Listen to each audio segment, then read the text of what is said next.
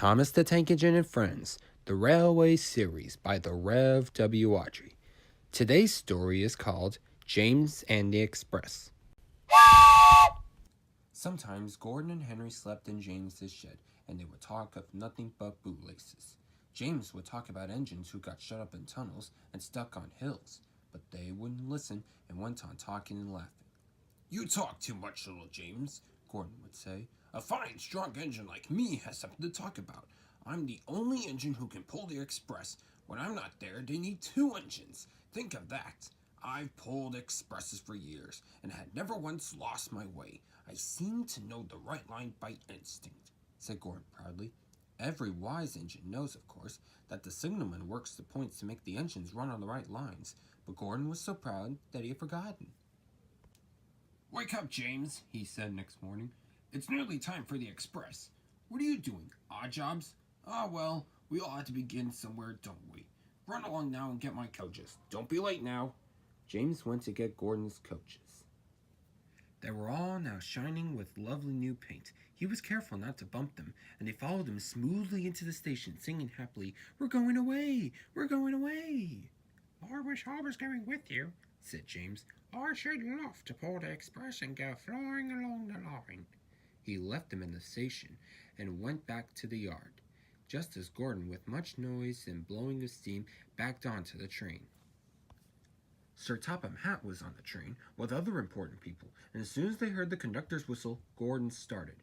"Look at me now! Look at me now!" he puffed, and the coaches glided after him out of the station. "Whoop, whoop, whoop, whoop! Goodbye, little James! See you tomorrow!" James watched the train disappear around a curve, and then went back to work. He pushed some freight cars into their proper sidings and went to fetch the coaches for another train. He brought the coaches to the platform and was just being uncoupled when he heard a mournful, quiet shh, and there was Gordon, trying to sidle into the station without being noticed. "Hello, Gordon. Is it tomorrow?" asked James. Gordon didn't answer. He just let off steam feebly.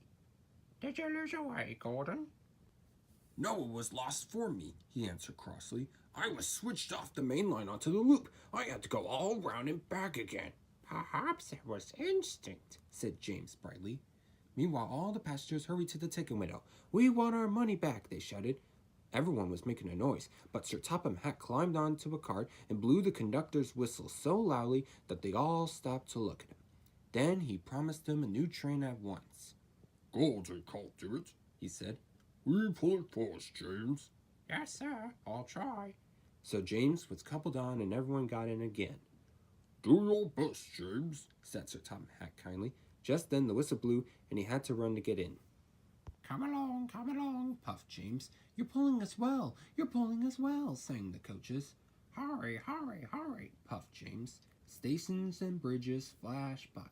The passengers leaned out of the windows and cheered, and they soon reached the station. Everyone said thank you to James. "Well done," said Sir Topham Hatt. "Would you like to pull the express sometimes?" "Yes, please," answered James happily. Next day, when James came by, Gordon was pushing freight cars in the yard. "I like some quiet work for a change," he said. "I'm teaching these cars manners. You did well with those coaches, I hear." "Good, we'll show them," and he gave his cars a bump, making them cry. "Ow, ow, ow, ow!" James and Gordon are now good friends. James sometimes takes the express to give Gordon a rest. Gordon never talks about bootlaces, and they are both quite agreed on the subject of freight cars.